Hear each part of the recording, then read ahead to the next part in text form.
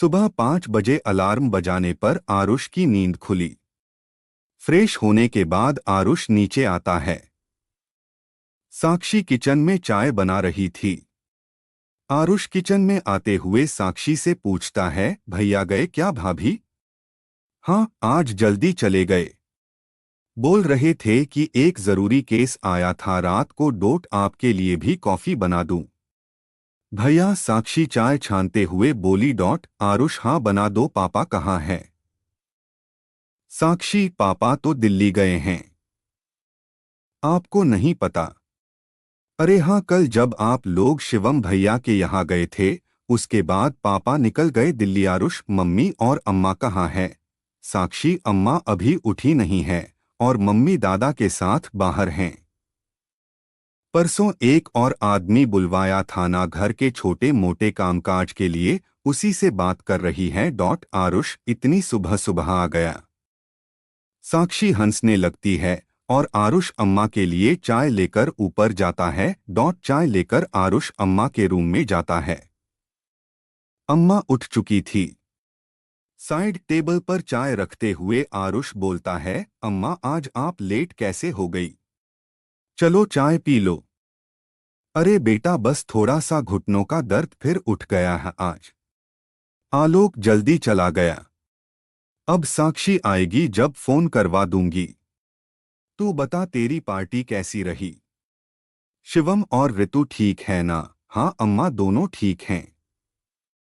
अभी 2 महीने ही हुए हैं शादी को, फिर भी पहले की तरह ही लड़ते हैं। आरुष अम्मा के पैर दबाते हुए बोला। अम्मा आरुष का हाथ पकड़ते हुए बोली, अरे ना बेटा, तू अपना कम कर, मैं साक्षी को बोल दूंगी, बाम लगा देगी फिलहाल। और वह दोनों तो पहले अलग अलग रहते थे। जब इतना लड़ते थे अब तो साथ साथ रहते हैं। भगवान ही जाने क्या करते होंगे घर में। डॉट हाँ सही बात है, आरुष ने मुस्कुराते हुए कहा। अच्छा अम्मा, अब मैं चलता हूँ। डॉट ठीक है, जा। अच्छा सुन, रिया की तबीयत कैसी है? अब ऋतिक ने बताया कि ज्यादा खाने की वजह से उसकी तबीयत बिगड़ गई है। अम्मा ने आरुष को रोकते हुए कहा। डॉट हाँ अम्मा, अब ठीक है।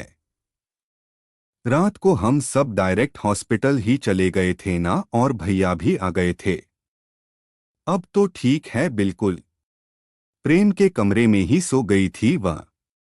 आरुष अम्मा को बताकर जाने लगा और मन ही मन सोचने लगा, इस ऋतिक ने कहाँ कहाँ तक बात पहुंचा दी। आरुष नहा धोकर तैयार होकर बाहर आता है। हॉल में साक्षी डाइनिंग टेबल पर नाश्ता लगा रही थी। आरुष को देखकर साक्षी बोली, भैया आप भी नाश्ता कर लो।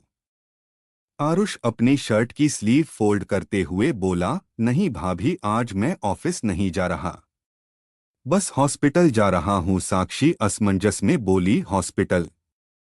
हॉस्पिटल क्यों जा रहे हो भैया आप? आपको तो हॉस्पिटल जाना अच्छा नहीं लगता। मैं तो यही सोच रही थी कि कल आप रिया को लेकर चले कैसे गए? ऋतिक भैया ने बताया था रिया की तबीयत के बारे में। डॉट आरुष चौंकते हुए बोला, ऋतिक ने आपसे भी कह दिया? साक्षी, क्या मतलब? वो कुछ नहीं। आप यह बताओ भैया नाश्ता कर गए थे कि नहीं? आरुष ने बात संभालते हुए कहा। साक्षी, नहीं, वह अभी वापस आएंगे 10 बजे करीब। डॉट आरुष, ठीक है तो मैं जा रहा हूँ, रिया की दवा ले आऊंगा वहां से। साक्षी आरुष को रोकते हुए बोली, अरे भैया, आप नाश्ता तो कर लो, दवा तो ऋतिक भैया या प्रेम भी ले आएंगे। डॉट अरे मैं ही चला जाता हूँ ना, उसको पता भी होगा या नहीं? आरुष जाते जाते बोला। डॉट बाहर दादा और उषा जी नए नौकर से बात कर रहे थे। आरुष को आता देख उषा जी ने कहा, अरे आरुष, आज इतनी जल्दी ऑफिस? नाश्ता कर लिया या नहीं? डॉट नहीं, मैं आज ऑफिस नहीं जा रहा हूँ। ऑफिस आज राघव मैनेजर देख लेगा। मैं हॉस्पिटल जा रहा हूँ। आरुष गैरेज जाते जाते बोला। क्या हुआ आज? हॉस्पिटल कैसे? माँ ने आश्चर्य से पूछा। डॉट आरुष, बस माँ ऐसे ही। आप यह बताओ पापा कब आ रहे हैं? माँ आज शाम तक आ जाएंगे। आरुष, ओके।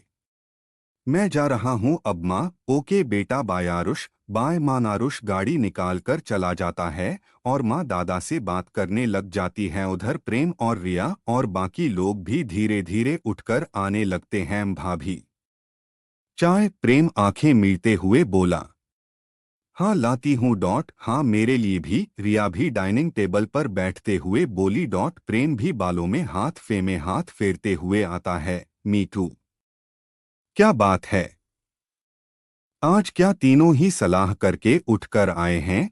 साक्षी चाय का ट्रे लाते हुए बोली। प्रेम ऋतिक उठ गया क्या? रिया ने चाय उठाते हुए कहा।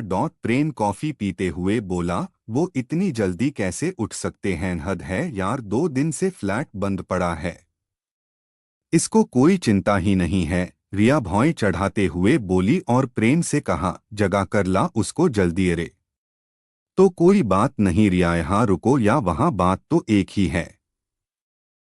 हमने तो पहले ही कहा था, इसे भी अपना ही घर समझो, पर आप हैं कि नहीं मानी। साक्षी चेयर पर बैठते हुए बोली, नहीं भाभी, ऐसी कोई बात नहीं है। अब इंगेजमेंट कब कर रहे हो आप दोनों? साक्षी रिया को छेड़ते हुए बोली।